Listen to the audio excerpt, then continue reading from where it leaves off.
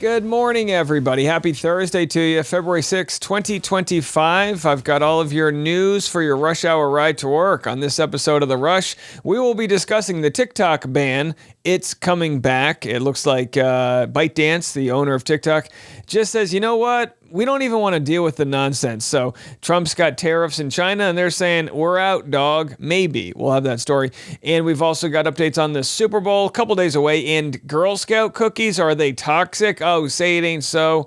Also, a Waffle House egg surcharge. That's right, due to the shortage and the bird flu and all the things going on. It looks like Waffle House is getting a little bit more expensive, which, by the way, it's already pretty cheap. So I think you'll be fine. And Baldoni's lawyer speaks. That's right, Justin Baldoni's lawyer, Brian Friedman, power attorney, spoke with Harvey Levin at TMZ. They talk about whether or not Taylor Swift will get deposed, so you're going to want to hear that. And then we're going to wrap it up with some Gaza talk. I've had people comment and say, Dave, I'm a little triggered by the talk about politics. I save it for the end. So just watch the first 80% of the show and you'll be okay. And otherwise, you can have my points of view on the things going on in the world. And Gaza is a big one. It's a big one. I've had people come at me from all aspects and all opinions, and I'll address my commentary from it all. One thing I've always been confident in is my ability to pursue grace in having the conversation. And I know you guys appreciate that. So we're not going to hide from trying to discuss a very complicated topic. All these stories and more, they're coming up next on The Rush. All right, first story, let's get an update on TikTok. This is an update from Midas Touch and why they think it's bad news for all of, and by the way, just my luck, I start to go viral on TikTok. I'm like, all right, I'll start making some content. And TikTok's like, we're out of here, hombre. So either way, let's have a listen to the update. Hey guys, so unfortunately I have some bad news to bring about the future of TikTok. It seems like TikTok's owner, ByteDance, is now slow-rolling the negotiations after the trade war started by Donald Trump. China is apparently now taking a hardline approach after Donald Trump implemented these tariffs against their country and has made other threats. Now the Washington Post is reporting that China would rather just let TikTok's U.S. operations completely die rather than make a deal with Trump, unless that is, Trump decides to bend the knee on trade and tech policy and give concessions to China. Hey, we have no clue what's going to happen to the future of this app, but one thing is clear. I love this community, and I love what we built here, and I don't want to see it go away because of some sort of spat between Donald Trump and the Chinese government. So if you could just do us a favor to make sure that we stay in touch, go ahead and follow us. All right, so anyway, listen, it's not a spat so much as, Trump's playing his hand, that he can play chicken with people with these tariffs, and you can only play that when you're the hot kid on the block. But what we're learning is, America's not the top dog in the world. In all respects, there's huge markets outside of here. So if you're going to play tariff wars with Canada and Mexico, you might have China swoop in and start doing business with Canada and Mexico, saying, you know what, we'll go work with them instead, and vice versa. We have trade wars with China. Why do work with us when they can then talk to Canada? So, could TikTok be a sort of collateral damage to the tariffs? Well, that wouldn't be good. Gen Z would be very upset. And in fact, I agree. TikTok is a great app. It's all about whose control is it under. I don't think it should be owned by the government. That sounds kind of sketchy. Maybe there's a board of directors or something, but either way, it kind of feels like they're just kicking the inevitable can down the road, which is TikTok is going away. Speaking of going away, eventually, Travis Kelce, he's getting up there in age. Will he retire if he three-peats and possibly becomes one of, if not the greatest tight end of all time? Interesting to think. He is 35. He is 100% correct that he has set himself up very well for a post-football career. If the Chiefs win this game, and at the age of 35, he has 4 Super Bowl rings, a three-peat under his belt, he has a case to be the greatest tight end who ever played. I wonder, the old argument of stepping away when you're on top, could you come up with a more perfect time to walk away and go enjoy a career in literally whatever you want to do? Yeah, not going to happen. I understand the idea, but if you've ever scored a touchdown before, it is a good feeling. It's a drug. Comics never know when to get off stage. Athletes never know when to retire. Rockers never know when to stop doing cocaine. That's it, folks. It's all dopamine in our brain. It's all caveman stuff. That's it. We like the feeling. It is good. No, trust me. I don't care how much money you throw at Travis Kelce. No no amount of money is going to make a podcast he runs with his brother or, going to dating Taylor Swift feel as good as spiking a football in an end zone after beating another man. I mean, that's it. So, and you know what, whatever. It's less about retiring on top and more about trying not to do any damage to your brain at this point. It's like, how long can you play? And it'll be his fourth. This is, if he wins, it'll be his fourth Super Bowl ring. So, I mean, you're not going to catch up to my boy Tom Brady. Maybe Mahomes will if he continues to play at a high level for a long time. But, you don't see dynasties last this long. I don't want to make any enemies here in Kansas City. I'm rooting for the Eagles. I mean, look, I'm a New England junkie, and I'd rather see the Eagles win than Kansas City get more hardware. That's just me. It's no hate. You got a great team. They're all cool people, whatever. But anyway, let's go to this story about NFL technology. Why can't they build the technology to spot the football in the place it went, right? Put a little microchip in there. Why is Elon Musk so busy wanting to send people to Mars when we can't even figure out how to properly line up a first down? In a few years, we may have the technology in the NFL to ultimately have the computer spot the football. Right now, the NFL has technology to determine where the first down marker is virtually. So you don't need the chain gang for that. What they do not have is the technology to spot the football. Okay? Yes, there's a chip in the football, but it's in the middle of the football. It's not at the nose of the football. And so you don't know where that football actually is when someone either has their forward progress stopped or when they are down. We don't have it today. However, I can report that in Sunday's Super Bowl at the Superdome, there are going to be these Hawkeye cameras. There's going to be dozens of them throughout the stadium, and they're going to be using this technology in the background of the Super Bowl. They hope that over the next couple of years, the tech's going to get there, and then it's going to be up to the NFL and to team owners about if they want to replace the referees spotting the ball with the technology. I like keeping it old school because when the ref gives it a bad spot, it gives you something to complain about. I mean, do you know how much nacho dip has been thrown at people's TVs because the refs got the call wrong? You know what I mean? All right. Now let's go to Let's go to Girl Scout cookies. Now, you guys might not be aware of this, but I gave up eating sugar this month, down like 11 or 12 pounds, feeling fantastic. It's not about the weight. My brain and clarity feels great, but even the mention of Girl Scout cookies that puts me in a tizzy. Either way, are they toxic? Let's find out. Toxic Girl Scout cookies? Researchers with GMOscience.org say yes, they contain ingredients linked to autism and cancer. What? They tested the cookies for the presence of aluminum, arsenic, lead, and mercury. 88% of the samples contained all of these. Every cookie tested contained the active ingredient in the weed killer Roundup, and 96% contained lead. The Girl Scouts say in a statement their cookies are produced by trusted licensed bakers who adhere to rigorous standards set by the FDA and other agencies. All right. Hand in your Girl Scout cookies. I'll take them. Back them up. Bring them to the office. Leave them here. Now, look, I mean, here's the deal, right? I have no idea if this is true or not, but a lot of times there's heavy metals that's found in food. The question is, at what level? Is it at a level that affects your exposure? But either way, I mean, we do need a full overhaul. We've poisoned the hell out of ourselves in this country. We really have. What are we eating? You know what I mean? And the way to handle it in a free market is to not necessarily ban. I mean, you could ban whatever the hell you want, but the real way to handle it is to offer incentives for people to eat healthy. I don't know what that means. Maybe, we've talked in the past about universal basic income. What if they had universal basic groceries where, you get a card that lets you buy nice food, not all the time, but maybe every week you can spend $40 on nice food. And I don't know. It's just a thought, folks. I'm just saying, what can we do to incentivize people to eat healthy? In the end, it'll be cheaper because then you won't have all the issues, the comorbidities that send you to the doctor in the first place. But all right, I don't need big pharma down my back, just throwing out some good ideas. Let's do this. I'm going to take a break. Then we're going to get to this Blake Lively, Justin Baldoni stuff. Of course, it's dominated our coverage. We're going to jump back in as Brian Friedman, power attorney, was interviewed by Harvey Levin, attorney at large and founder of TMZ. That story coming next. Okay, I lied. That story's coming after the Waffle House story. I forgot to get into it. Here's Waffle House putting a 50-cent update, 50-cent surcharge on eggs. Take a look at this.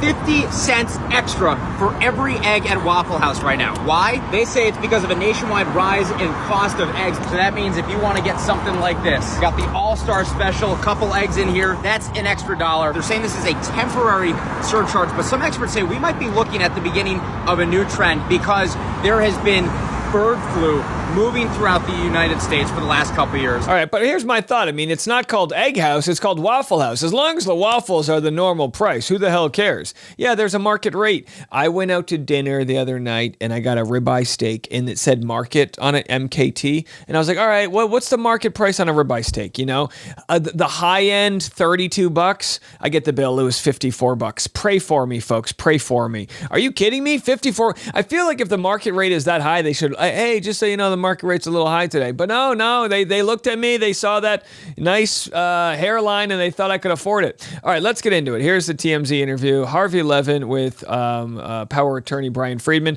I've got 3 clips, or maybe 4 if you're lucky, that I'm going to share with you guys. Here's what Brian Friedman had to say, talking about his client, Justin Baldoni, and how it looks like he won the PR battle.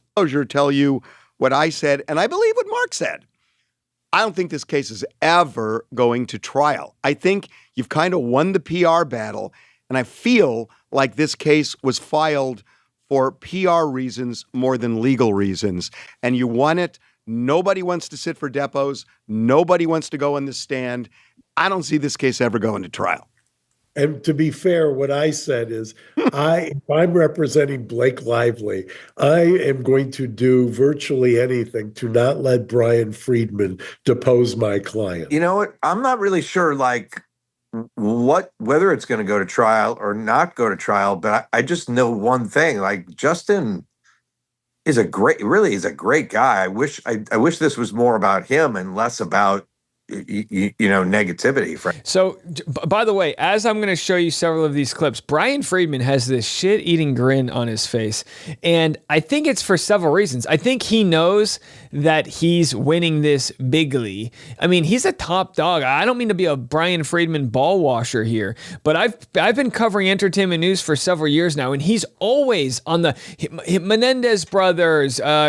He's Cassie Randolph from The Bachelor, Gabrielle Union, and so many other cases where he fights real hard for his clients, and he's a winner. And, I don't think Blake Lively's attorneys have that sort of brand to them. So, yeah, Brian Friedman's going to be talking to the press. You could look at that and say, well, that's a PR hound. But at the same time, he's kind of like litigating this in the court of public opinion. And if it does settle, that will be the court that matters the most. So the question was asked, would Justin Baldoni accept an apology from Blake Lively? Let's get into that answer. I guess what I'm wondering is if Blake Lively, the last thing she wants is to take the stand. She doesn't want her husband to take the stand. She doesn't want Taylor Swift to take the stand, nor do they want to take the stand. So if they came to you and just said, we will basically call this a massive misunderstanding, can we just drop it? Would you entertain it? I'm curious. I mean, he was called a sexual predator. So are they saying he's still a sexual predator, but it's a misunderstanding? Yeah, you can't just drop it. You have to drop it with like a full, detailed apology. Harvey, when you're in the middle of representing one of these people who's in the eye of a storm, and Brian's done it a zillion times, I've done it a fair amount of times, you need to be vindicated. Because at the end of the day, you're not, no amount of money will get you back to square zero. To your point, Harvey, as many people didn't know Baldoni as they knew Lively. However, Lively, be careful what you wish for, has, the public has gone full Amber Heard on her. And Baldoni could have been defined, as Brian just said, as the sexual predator, but for the magnificent job he's done here. So, it's a horrible body blow to have to take and have, can't leave your house And of course, he's lost, they say his company's lost over $100 million throughout it.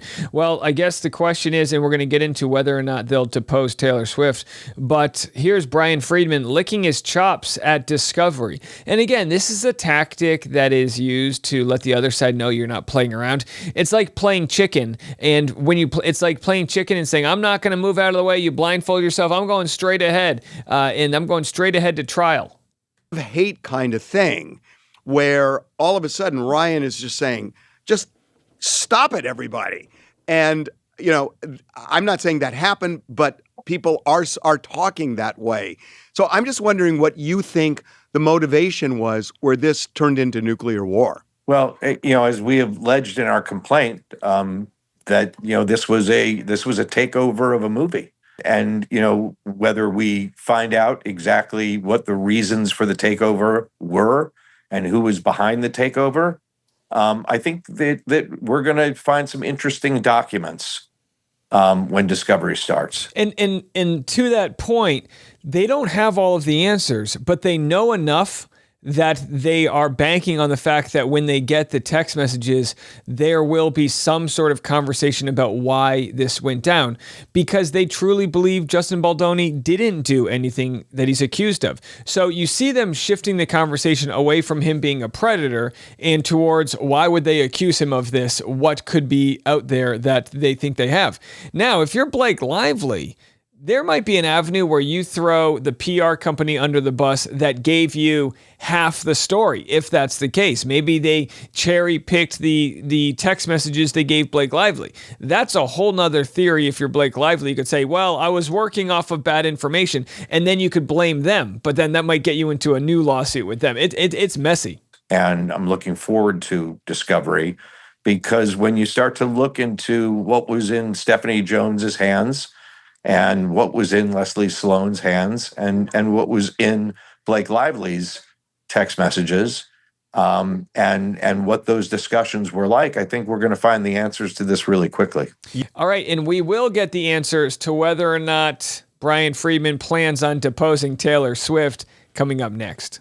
I mean, that's what everyone wants to know, right? Is Taylor Swift going to get deposed? What does she know from that meeting? She wanted nothing to do with this. And by the way, just the idea of deposing Taylor Swift and deposing Ryan Reynolds, just that idea alone is all the reason for Blake Lively's camp to put pressure on Blake Lively to try to settle this, because nobody wants this to go to trial from her side. You are going to depose Blake Lively, Ryan Reynolds, Taylor Swift. Who else?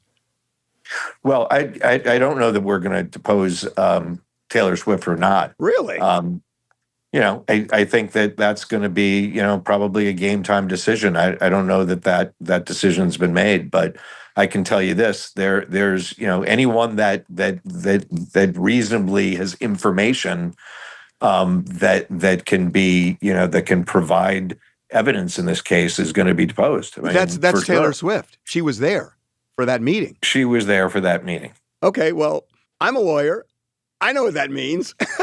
And this poker face by Brian Friedman's really funny, because these are all just old farts, right? They've all known each other. They probably have whiskey together and smell of leather-bound books, and this is just the boys' club of they know what this means. So yeah, if you're Brian Friedman, you're gonna try to kick the can. I don't know if I would call it a fishing expedition, but you don't want it. You want to know what Taylor Swift has to say, because she was in that room where Ryan Reynolds, I guess, berated Justin Baldoni. And to be quite honest, I don't see Taylor Swift lying for Blake Lively. I really don't. There was also a Sony executive in that room who says it was the worst they've seen someone yell at somebody in the entertainment business in 30 years.